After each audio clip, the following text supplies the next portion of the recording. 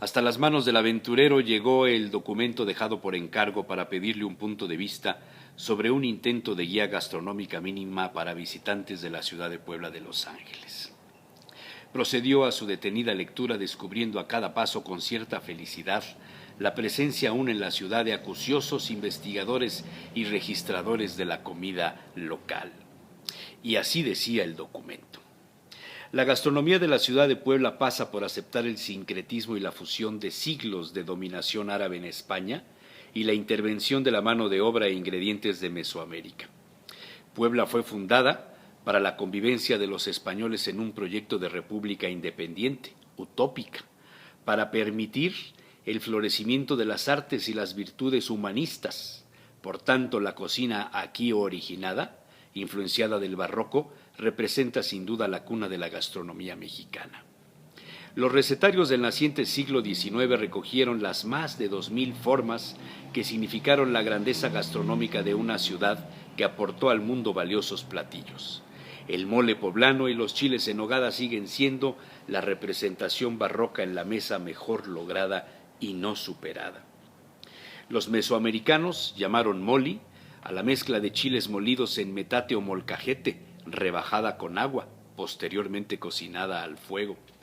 El mole poblano, en cambio, es producto de la inclusión, entre otras, de almendras, cacao, grasas animales, chiles, pasas, ajonjolí, condimentos y especias venidas del viejo mundo y confeccionadas con la mano de obra local para dar el toque sincrético.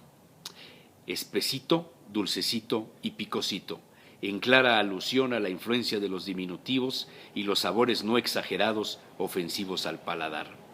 Por suerte, su consumo es posible todo el año. En las casas poblanas se ofrece cuando hay fiesta. El otro platillo simbólico con trascendencia nacional es el chile en nogada. Usando los chiles llamados del tiempo, originarios de las faldas del volcán Popocatépetl, con menor picor y una estructura rematada en una punta de ganchillo imposible de imitar. Su relleno es producto de la mezcla de las tradiciones españolas de los picadillos de frutas frescas y curtidas, carnes, almendras, canela, especias variadas, rematadas por el capeo de huevo un poco cortado para no hacer volumen, solo para sujetar la carne del chile y permitir su presentación estética, hoy desvirtuada por la ausencia de técnicas culinarias. La salsa de nogada, originaria de Castilla-León, se usaba en los conventos desde mucho antes del descubrimiento de América y servía para complementar las ensaladas de cebollas y betabel. Su presentación en la sociedad ciertamente tuvo como coincidencia un momento histórico para la naciente patria mexicana, reflejada en los colores de la bandera nacional. En los meses de marzo y abril, los mercados se inundan de guasontles, las hierbas adoradas por los precolombinos y cuya semilla se llama amaranto. Bien limpios, se rellenan de queso fresco de cabra y se capean para meterlos en un caldillo de jitomate con la más clara influencia del clemole prehispánico. Los escamoles, huevos de hormigas, llegan también a los hogares y abundan en los restaurantes, lo mismo en la primera cosecha de habas tiernas. Con el arribo de la cuaresma, los chiles jalapeños eran introducidos desde Veracruz y les llamaban cuaresmeños. Las cocineras poblanas les adoptaban para rellenarlos con sardinas, queso añejo, frijoles y cualquier pescado en escabeche. También de vigilia es el consumo de los romeritos, especie de quelites en mole o pipián con tortitas de camarón seco. En mayo, como consecuencia de las primeras lluvias, aparecen los gusanos de maguey, cada vez más escasos. Antes se comían asados y envueltos en tortilla con un poco de salsa y guacamole. Hoy, la cultura de freír los ha llevado al sartén. Desde junio y hasta agosto, las mazorcas de la primera siembra sufren de la podredumbre dejada por la lluvia y con ella aparecen los huitlacoches o cuitlacoches, esos hongos negros adheridos a los elotes tiernos. Constituyen uno de los manjares de la región. Se complementan con las rajas de chile poblano ya en producción para ese momento, granos de elote y a veces costillitas de cerdo. Desde finales de julio y hasta mediados de septiembre, la gastronomía recibe al emperador de los platos, el chile en nogada. aunque por desgracia sus falsificadores abundan todo el año. Los chiles, las frutas, la nuez de Castilla y la granada solo se consiguen frescas en los meses señalados. En agosto se obtienen también los elotes tiernos, las habas y otras legumbres propias del consumo popular. En septiembre, mes de la patria, se dan cita a todos los antojitos conocidos, más el chile atole en sus diversas presentaciones. Ese atole de elote tierno y chile poblano con bajo picor propio de beberse entrada la tarde. Desde mediados de octubre y hasta finales de noviembre, la gastronomía recibe al tercer personaje de temporada, el guasmole, ese mole preparado con espinazos y caderas de chivo sacrificados en Tehuacán, una tradición heredada de las costumbres de la trashumancia española fusionadas con las semillas del guaje, una leguminosa de la región, y el chile serrano seco. Además de la modernidad, ha ofrecido otras modalidades: los espinazos fritos o al ajillo y las caderas al horno en mostaza picante. La temporada de Todos Santos también aporta un sinnúmero de panes, como las hojaldras y los guisos para ofrendar a los muertos, los dulces de Platón, como el punchi de maíz azul, y los alfeñiques de azúcar en formato de calaveritas. En diciembre aparecen las fusiones de los productos ultramarinos, el bacalao, en especial en sus diversas salsas, la vizcaína, tal vez la más popular, aunque con diversas interpretaciones. Las mesas navideñas y de fin de año se adornan con ensaladas de betabel, jícama y cacahuates tostados, las piernas de cerdo al horno y los romeritos en mole poblano. Dos productos son agregados por la mano mesoamericana: los ayocotes, esos frijoles grandes, guisados y adobados, y los chilpotles rellenos de queso y capeados. Todo el año la ciudad de Puebla hace honor a su fama. Tres cosas come el poblano: cerdo, cochino y marrano, en una clara alusión a la industria derivada de las tocinerías del siglo XVI.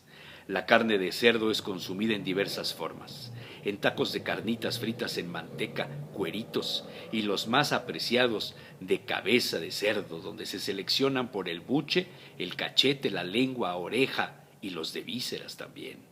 La cabeza del cerdo también se consume en pozole blanco, granos de maíz cacahuacintle, hervidos conjuntamente y condimentados con cebolla y luego orégano molido, lechuga, rábano. Se come por las tardes, noches en ferias de las parroquias. Sin duda las chalupas son uno de los símbolos adoptados el siglo pasado frente a los lavaderos de Almoloya. La pequeña tortilla frita en manteca casi sancochada, bañada con salsa y adornada con cebolla y carne deshebrada. El origen pasa por la leyenda. Las chalupas llegaron a la Nueva España como modo de comer de los vascos inmigrantes, quienes ya tenían en su haber la chalupa con TX, una especie de barquita personal para pescar y cuya forma se rellenaba y aún existe en los bares ibéricos. Tomó residencia en varias partes del occidente mexicano, pero en Puebla existieron otras influencias, posiblemente derivadas del paso por la Angelópolis de Catarina de San Juan en el siglo XVII, conocida como la China poblana, una princesa hindú secuestrada y que llegó a Puebla y se convirtió en un hito de la moda e impuso algunas de sus costumbres. En su país existe el puri, una tortilla preparada de la misma forma a la chalupa actual. Otros alimentos que se consumen todo el año son las semitas, originales de Puebla, y las tortas, pan de agua, compuestas, rellenas con infinidad de guisos y carnes. Aunque las semitas originales se rellenaban solo de aguacate criollo, de hueso grande, con todo y cáscara, chilpotles en vinagre y queso fresco de cabra. Nacieron así en el desaparecido Mercado La Victoria. Molotes, tostadas, memelas, picadas, quesadillas de flor de calabaza y chicharrón prensado o tlales, pelonas, pambazos, chimisclanes y muchos más antojitos y guisos caseros, como el mole de sancarrón, el entomatado, almendrado, los chiles fingidos, adobo, manchamanteles, pipianes rojo y verde, mole de epazote o chilate también llamado así, tamales rellenos de queso y rajas y de mole, y muchos más guisos. Y los dulces típicos de la ciudad, herencia de los conventos, todos elaborados con pasta de almendras o pepita de calabaza, rellenos de compotas de frutas, las palanquetas, los camotes, las tortitas de Santa Clara, los gaznates y las duquesas, los caracoles, muéganos, marinas de piñón o de nuez, frutas curtidas y el rompope, esa crema de yemas de huevo y alcohol de las monjas de Santa Clara. Los últimos en arribar a Puebla son los tacos árabes, mal llamados así por el origen de las familias que los introdujeron, libaneses y sirios, quienes a principios del siglo pasado impusieron la costumbre del kebab, carne de cordero en una varilla. El sincretismo local lo cambió por el cerdo y la salsa de chipotle especiada. La gastronomía de Puebla inunda los 5 sentidos y se aprecia mejor bajo la historia de una ciudad fundada en 1531. Impecable, pensó Salacaín, salvo algún agregado, tal vez de un guiso significativo, como los chiles camoles.